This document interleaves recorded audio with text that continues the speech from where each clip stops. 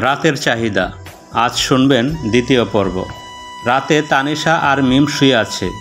তানিশা বলল, আজকে আমরা সারা রাত জেগে থাকব। কেন? আমার ঘরে কে আসে সেটা দেখব। কে আর আসে? ভূত আসে? প্লিজ, আজকে ঘুমাবো না। ওকে ঠিক আছে, কিন্তু আমি তো ঘুম পাগল। আমি ঘুমিয়ে গেলেও তুই কিন্তু ঘুমাবি না। ঠিক আছে। ফজরের আজান শুনে ঘুম ভেঙে যায় তানিশার। ঘুম ভাঙার পর তানিশা লক্ষ্য করে আজও সে দর্শনের শিকার। কিন্তু মিম গেল কোথায়? তানিশা মেঝে থেকে ওর জামা তুলে গায়ে জড়িয়ে নেয়। চিন্তার বিষয়, মিম হঠাৎ উধাও হয়ে গেল কি করে? মিম তো ওর পাশেই রাত জেগে প্রেমের আলাপ করছিল ফোনে, এবং ও ঘুমিয়ে পড়েছিল। মিমকে সারা বাড়ি খোঁজার পরেও কোথাও দেখা মিলল না। তানিশা যেন ভয়ে জমে যাচ্ছে। একসাথে নিদ্রাবিহীনভাবে শুয়েছিলাম দুজন। আমি প্রতিদিনের মতো দর্শনের শিকার হলাম আজও। তবে অন্য দিনের চাইতে আজকে একটু ভিন্ন রকমভাবে আমার সাথে শারীরিক সম্পর্ক করা হয়েছে। অন্যদিন আমি বুঝতেই পারি না আমার সাথে শারীরিক সম্পর্ক করা হয়েছে।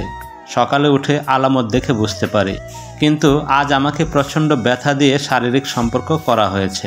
ব্রেস্টগুলো প্রচুর ব্যথা করছে এবং নিচেও যেন ফেটে যাচ্ছে ব্যথায়। তবে কি আজ একাধিক লোক এসেছিল? বিছানা থেকে নামতেই দেখলাম প্রোটেকশনের 3টি প্যাকেট পড়ে আছে। তার মানে আমার সাথে একাধিকবার শারীরিক সম্পর্ক করা হয়েছে। মাথায় আর কাজ করছে না, এমনটা কেন হচ্ছে আমার সাথে বারবার? কিন্তু মিম হঠাৎ হাওয়া হয়ে যাওয়ার কারণ কি? এমন সময় তানিশা ছাদের দিকে কারো পায়ের আওয়াজ শুনতে পায়। মনে ভয় নিয়ে ধীরে ধীরে ছাদের দিকে আগাতে থাকে সে। ছাদে গিয়ে তানিশা হতাশ। পুরো ছাদ ফাঁকা। ছাদের রেলিং এসে কিছুক্ষণ দাঁড়িয়ে থাকে সে। খুব ভয় কাজ করছে তার মনে।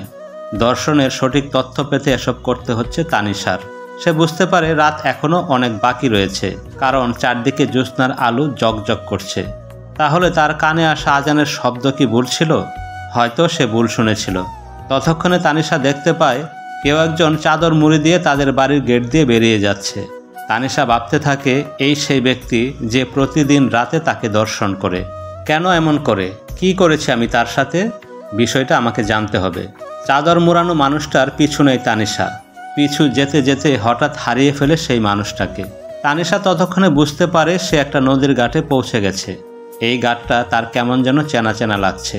চোখের সামনে ঘাটের ভেসে আসা স্মৃতি মনে পড়েও পড়ছে না। তবে তানিশা শিওর যে এর আগে সে কখনো এখানে আসেনি। কিন্তু চেনা জায়গা, চেনা স্মৃতি, এমনটাই মনে হচ্ছে তার কাছে। জ্যোৎস্না প্লাবিত নিশি রাত। তানিশা তাকিয়ে দেখল নদী গভীর ঘুমে আচ্ছন্ন। নদীর কোনো কোলাহল ভেসে আসছে না তার কানে। তানিশা নিজেকে আবিষ্কার করে সে এখন জনমানবহীন এক ঘাটে উপস্থিত। তার এখন ইচ্ছে করছে নৌকা দিয়ে ঘুরতে, কিন্তু ঘুরতে যাওয়ার কোনো সুযোগ নেই। জ্যোৎস্না রাতে নীরব ঘুমন্ত নদীতে ভ্রমণ করার মজাই আলাদা। তানিশা উঠে যায় নৌকার ছইয়ের ভিতরে। তারপর নদীর শীতল হাওয়া গায়ে লাগতেই ক্লান্ত শরীরে ঘুমিয়ে যায় তানিশা। সকালে ঘুম ভাঙলে সে নিজেকে আবিষ্কার করে হাসপাতালে। তানিশা এটাও আবিষ্কার করে যে কাল সে 2বার দর্শনের শিকার হয়েছে। একবার নিজ বাড়িতে, আর একবার খোলা আকাশের নিচে নৌকার ছইয়ের ভিতরে। কিছুক্ষণ পর তার ভাই ভাবি আসে। কেমন লাগছে এখন তোর? ভালো ভাইয়া। কি হয়েছিল তোর? নদীতে কেন গিয়েছিলে? মনটা ভীষণ খারাপ ছিল ভাইয়া, তাই মনটা ফ্রেশ করতে নদীর ধারে গিয়েছিলাম। তাই বলে এত রাতে? আচ্ছা, সেটা না হয় বুঝলাম, কিন্তু তুই তো মিমের সাথে ঘুমিয়েছিলি। তারপর নাকি তুই ওকে গভীর রাতে ঘুম থেকে জাগিয়ে নিজে ড্রাইভ করে ওর বাড়িতে রেখে এসেছিস। ওকে বাড়িতে না রেখে তোর সাথে তো নিয়ে যেতে পারতি। কি বলো ভাইয়া? এসব তো কিছুই আমি বুঝতে পারছি না। ঠিক আছে, তুই এখন রেস্ট নে, আমি বরং ডাক্তারের সাথে কথা বলে আসছি। তানিশা ভাবছে, আজব তো, আমি আবার কখন মিমকে বাড়িতে দিয়ে আসলাম? ও হয়তো ওর বিএফের সাথে দেখা করার জন্য বাড়ি থেকে বের হয়েছিল। এখন বলছে আমি ওকে বাড়িতে দিয়ে এসেছি। হাসপাতাল থেকে সেদিনেই তানিশাকে রিলিজ করে দেওয়া হয়। মিম তানিশাকে দেখতে আসে। ছাদের রেলিং ঘেঁষে দুজন দাঁড়িয়ে আছে। তানিশা বলল, তুই আমাকে একা ফেলে বাড়িতে কেন চলে গিয়েছিলি? মিম বলল, তুই আমাকে নিজে বাড়িতে রেখে এসেছিস জোর করে। এই কথা আমি কোনোভাবেই বিশ্বাস করি না। দাঁড়া, তোকে দেখাচ্ছি। তুই নিজে ড্রাইভ করে আমাকে বাড়িতে রেখে এসেছিস। তারপর মিম মোবাইল বের করে তানিশার ড্রাইভিং করা ভিডিও দেখায় যে ও নিজে ড্রাইভ করে তাকে বাসায় দিয়ে এসেছে। ভিডিওটা দেখে যেন বিশ্বাস করতে কষ্ট হচ্ছে তানিশার।